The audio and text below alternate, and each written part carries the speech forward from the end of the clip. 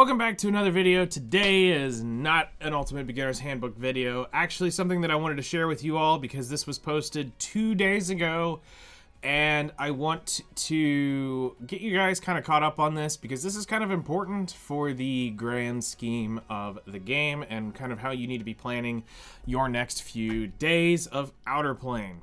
So, we've brought this up a couple times on stream, but now I want to kind of walk you through this a little bit faster and a little more point blank. So, what I have here is actually a interview from 4gamer.net. This has been Google translated through the browser, so there is some janky stuff and some other things in here that are just kind of mistranslated. In the TLDR, this is an interview, service transfer, and the restart of Outerplanes. The game is now easier to play, creating systems to ensure the community's voice is heard. Yes, it is. The opening here is the smart app Outerplanes iOS Android, developed by VA Games, has completed its service transfer from Smilegate to Major 9. A great step. Taking this opportunity, the app has undergone a business model transformation, a service redesign, and more user-friendly approach to its gameplay, resulting in a fresh start. This re-released event, which is actually not the correct English translation for it, will begin October 23rd, already has. The exclusive character, Tamamo no Mei, which is also not her, the third Fox Spirit is not actually how it's translated in English, will be featured in a selection update, available now. Also, Velia, which is not her, this is not her correct name, is also now in the game. And starting November 4th, the Monad Festival event will be held to commemorate the 2.5 anniversary of service since launch. We conducted an email interview with, I'm not even going to try to pronounce your name because I will absolutely butcher it, of VA Games, responsible for the development of Outerplanes, and the publisher Major 9. We asked Outerplane how Outerplane will change and evolve as well as about the highly anticipated 2.5 anniversary event. Now, to kind of go over this, it is a lot of stuff you have already heard. This is kind of the parroted information that you see throughout so far anywhere that they're talking about the game. It's pretty, we're putting out the same message every time. However, if you've watched the producer's letter, most of this information has been already answered in this. But as we scroll down, and a lot of this is actually already live in the game right now, so this is no longer even future looking. This is now currently in the game. Talks about her right here. And then this is where things get interesting, and we want to cover this. So what kind of events and campaigns are planned for the 2.5 anniversary festival in November? What are the things you'd like players to look forward to?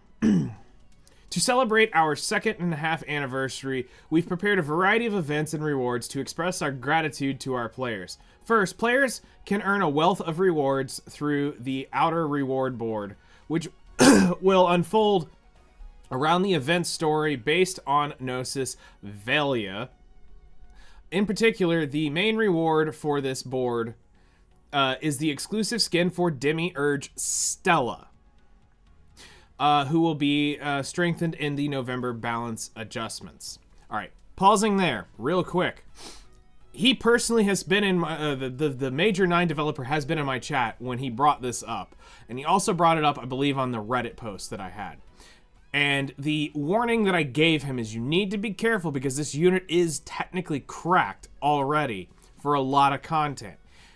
You have to be very careful in what you're looking at trying to balance overall, because you're gonna make, I mean, I get that Demiurge Luna definitely changed the bar on how these units look, but I did say be careful because this unit already can carry very hard through a lot of content, which he acknowledged, and that's what they've been working on, trying to balance out. So next, in addition, we've also prepared the opportunity to directly select an irregular equipment. We will also provide an opportunity to acquire all characters distributed in past events at once. This will allow all players who have missed out to participate and enjoy the event again.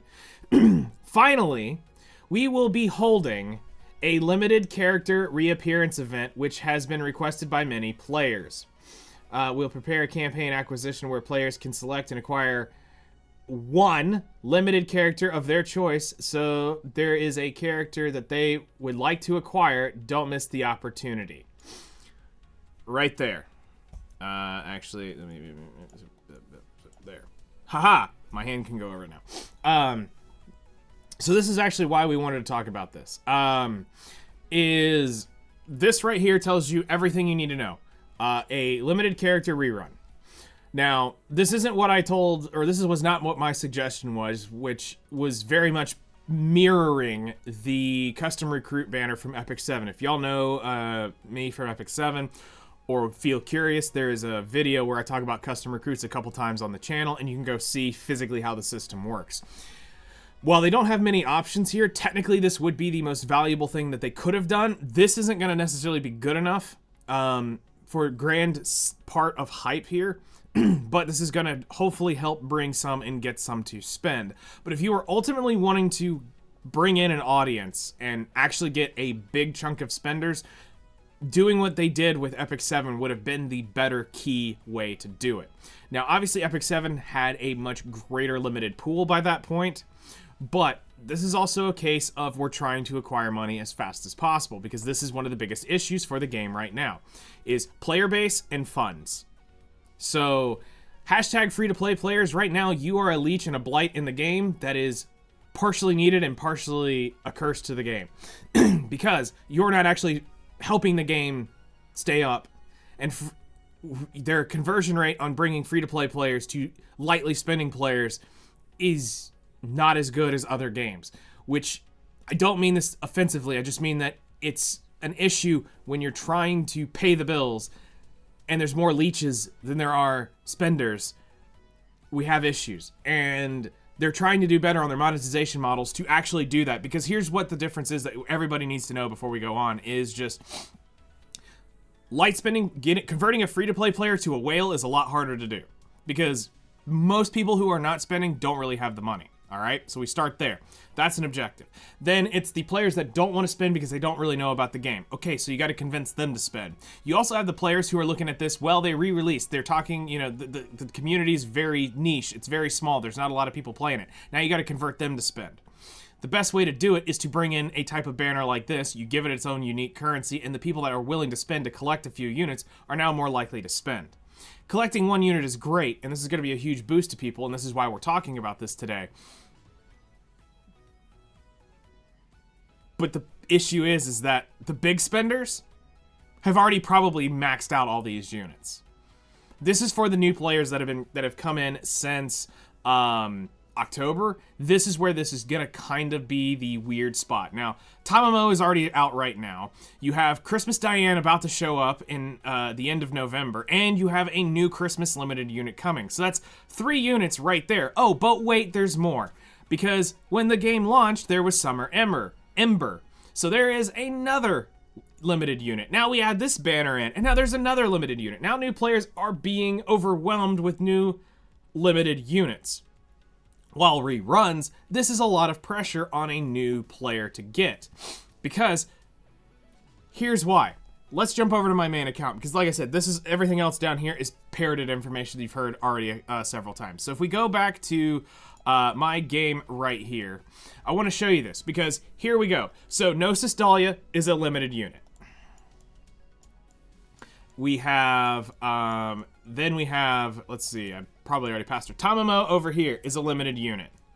All right, I gotta make sure I look through these, because these, with me changing the costumes recently, this is getting harder and harder to find them in here.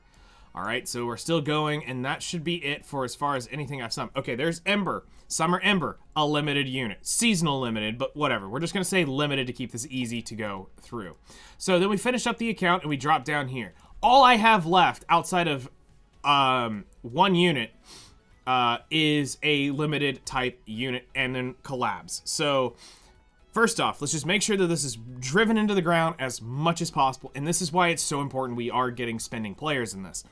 Bell, Eyes, and Ryu will never come back to the game at the current state of how financials are going. Even if you were to get them making $500,000 a month, they would not be able to afford to bring this back. If you got them back at $1 million a month, they would still very unlikely want to take the licensing risk because of the return on investment of these units.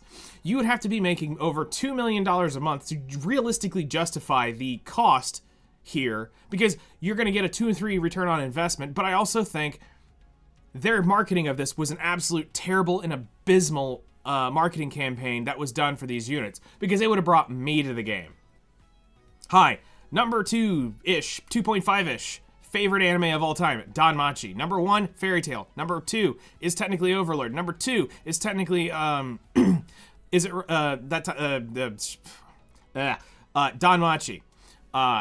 Which is it wrong to try to pick up girls in a dungeon? So, you know, with that, and then it goes down, I think, really quickly into many other different animes. But yeah, so if we're looking at that, I normally can hear about anything Danmachi news, and I'm like, oh cool, time to wait. Let's be real. I waited 5 years to see Battle Chronicles to watch it EOS in its year. Quite tragic. But yes, so they didn't do a good job here, but I think if you could get the game making money again up into the $1.52 million range, this would be a much better risk investment to see, because they're going to still make their money back because the game's physically bringing that in monthly for all the licensing fees and the profit sharing that they're going to be asking for here. But yeah, that aside, just wanted to cover that because in case this is your first video or one of the first videos, you need to understand this to talk about everything else here. Holiday Diane right here is going to be rerun at the end of the month to the beginning of December. This is a great unit. It's limited, and it's a seasonal type unit. So this isn't going to show up at any other point in time of the year. So now is the time if you're going to get Holy Knight Diane, or Holy Knight's Blessing Diane, this is going to be the chance that you're going to have to do it, is when her banner drops. But wait, you also never had the chance to probably pull for Poolside Trickster Regina, which is one of the better water strikers in the game. So how are we going to get her? That would be through that banner. Gnosis Nella was already rerun this year. And once again, the issue comes up. You didn't probably have the choice of getting her because it was pre-service transfer. You started playing after the service transfer in the reroll guide. So now you don't have access to Gnosis Nella, which is a limited premium unit. We have Omega Naja, which I believe was actually the 2nd year anniversary unit. From what I can kind of put together in the timeline is what this is looking like. Once again, a premium limited unit, not something you're going to have access to getting. Then you have, if we go up to Ember. Ember was just released here not too long ago, so that's a limited unit. You may or may not have pulled for it. You go up here to Tamamo, currently on banner right now. Limited unit. You're not normally going to be able to pull for this after this point. And then Gnosis Dahlia, the same thing. This is a premium limited unit. You're not going to be able to pull for this at all times. So, knowing that those units are in the game, how do you go about doing this? You have a couple different ways, and this is why we stress so heavily to you as a new player to do not spend your Aether on random frivolous crap like trying to 6-star this unit or any other Demiurge unit that you can pull consistently in the game. This is where the stupidity unfortunately comes in and the FOMO that you normally fall into. Now, some of you say, well, I got lucky, but you can't say, because I got lucky, somebody else is going to get lucky. I did not get lucky. The reason my Stella is 4 stars because I played the entire event, then had to spend money, then on the second to last or last multi, I don't remember which one it was, I pulled her, and then I spent the pity to get the 4-star. That's not lucky. That was me having to spend money to get that. And that's what the average user experience is. You're going to be somewhere having to go kind of deep into these things to get it. Now, yes, some people can pull them and you can see the 2 and the 3 sitting in one. And you're like, well, I only need just a few more and let me try to chase it down. Cool. But these units are always in the game. Other units are not always in the game. Point in Exhibit A. So, going through this, what I want to kind of help you do is round out your mentality here on how you're going to go about this, because this is going to be stressful because you've technically had Summer Ember, you have Tamamo, you're going to have the 2.5 anniversary, Festival, Holiday Diane, and you're going to have new Christmas unit. So you have 5 limited units in the next 90 days, and they all are going to require Aether at some point or another, because you're going to blow all your tickets somewhere along the way. So, for those of you who are going to be wanting to know how to go about this, my suggestion to you is to look at this from a process of what has just run, what will be running, and what not to summon for. Do not summon for Tamamo. She will be up on banner at this time. If anybody happens to select that and start summoning on it, I feel terrible for them. So don't want to do that. We do not know their policy on reruns. At least with Epic 7, we could say it had to be rerun once before they would reappear in any sort of rerun banner. But there's a chance that Summer Ember is going to be in that. I probably wouldn't do this. And even if you just came in and you just missed her, I would not do this. Gnosis Nella has not, or Gnosis Dahlia has not been rerun,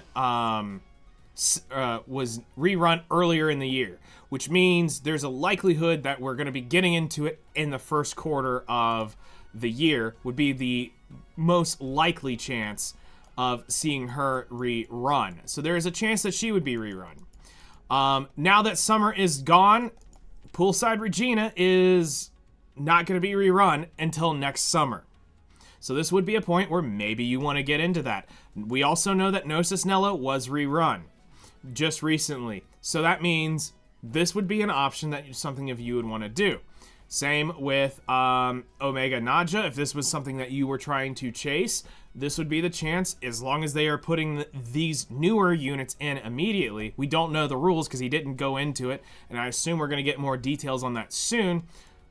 That would be something to consider. The two that are absolutely not, even if they are in there, is Holy Knight Diane. She will be showing up on her own banner soon. This is why I said that this needs to be that custom recruit banner, because it puts 3 units that have your choice in there. There is no pity to it, so you only had to pull coins to pull it. It was, I believe, 100 coins to pull a unit and 120 to pull the artifact. Or it was 100 to pull the artifact and 120 to pull the unit. I don't remember. It's been so long since I did one. But that was the general theme there. And I think it was actually 120 coins to pull a unit. So that means if you decided you wanted to put in 22,500 Astrite, just in case y'all didn't know, I will also double check the math, that it's 1,500 per multi. It's 15 multis. Yes, it's 22,500 Aether. So that means if you wanted to put 1 pity into it, good luck, have fun, and see what you get. Maybe you get all of them, maybe you don't, maybe you get to duplicate one, you could do it, whatever. And then for the spending players, a big value there, because that means you can just keep going on these things and keep pulling them until whatever. But the fact that they're going to focus in on one means it's less cool and less enticing to get people to play or to spend, because most of the spending players are probably going to already have them, because I actually do have access to a couple spending players, and I can already tell you, they've already 6-starred Tamamo, they've already 6-starred Ember, and they're going to go 6-star something else that they don't have. But now think about the player that's been playing throughout the beginning that's been spending. There's nothing there for them. Now you're not generating income. So how do you get it? You have to focus on the new players. So, personally, what I will recommend to you all is, I'm kind of looking at the things that have just rerun, or finishing what I already have. I don't really want to go chasing a 6-star on anybody. Why? Because we have Holiday Diane about to show up right here. She'll be showing up. We know Poolside Regina is a summer unit, so that's an option for me. Gnosis Nella is an option for me, because these two have not, or will not be rerun for several months, or another event like this would obviously do it. And then Omega Naja is also another one that I could consider.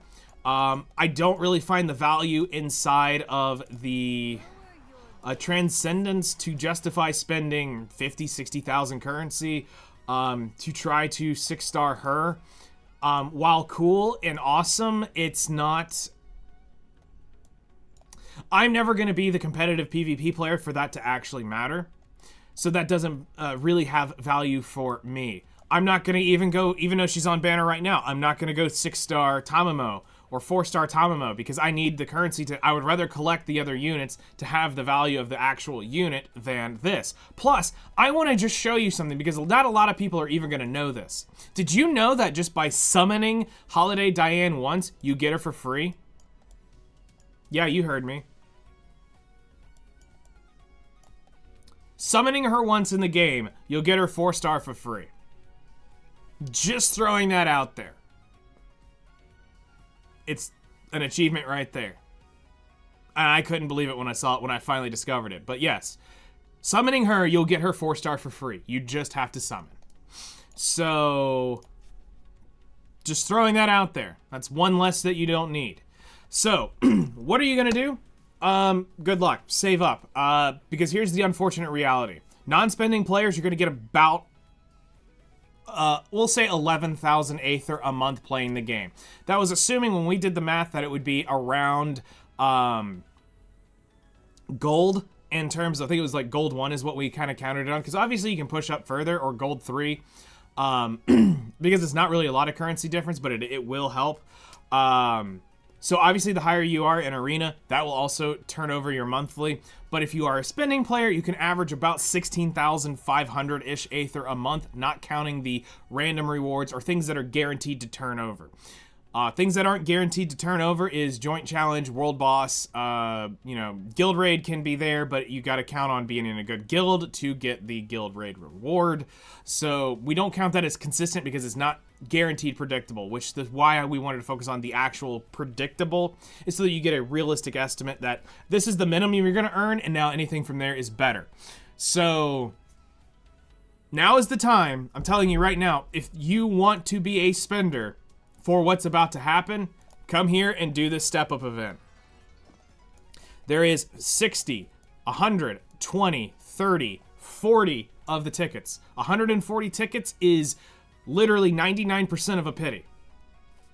Because it's 15 multis is a pity. So every 10 is a pity. So this is the time, if you want to be a spender, you want to buy this pack, because if they drop another one, you want to be able to buy it as well. Because every time it looks like they're dropping these limited units, these packs are going in here. Now this is $80, I think this is like $81, $82 to buy this thing completely out.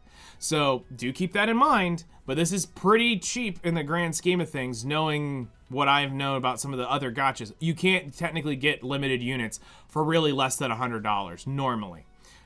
We're almost there, but this is less than $100 still.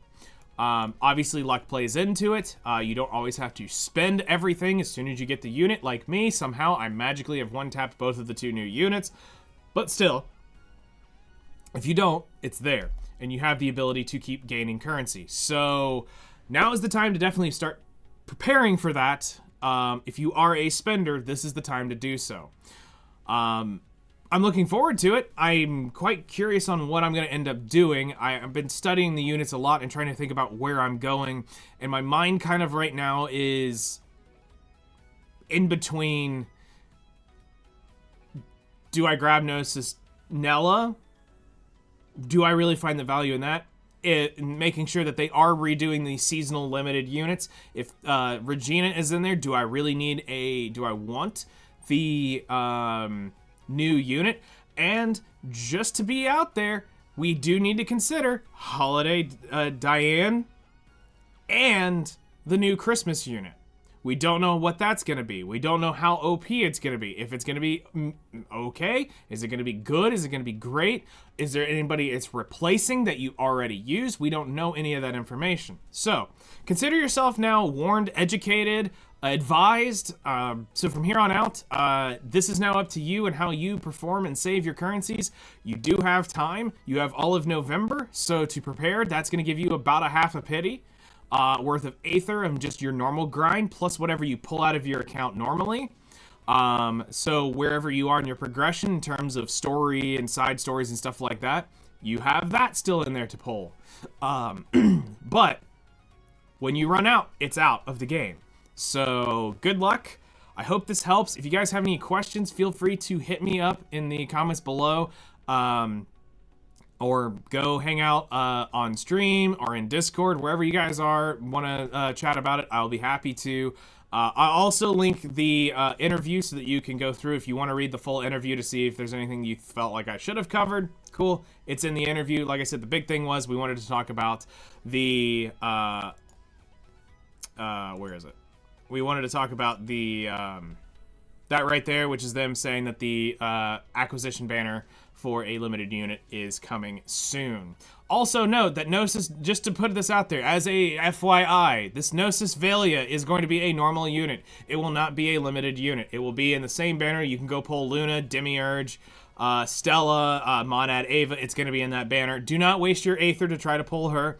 You have many other limited units available or coming available that you need to be pulling for, not doing that. Spend your Call of the Demiurges, sure, great, cool, fine, whatever. But do not spend Aether on a unit that is gonna be in there at all times playing. So keep that in mind. Thank you guys so much. I appreciate all the support. Take care. We'll see you in the next one.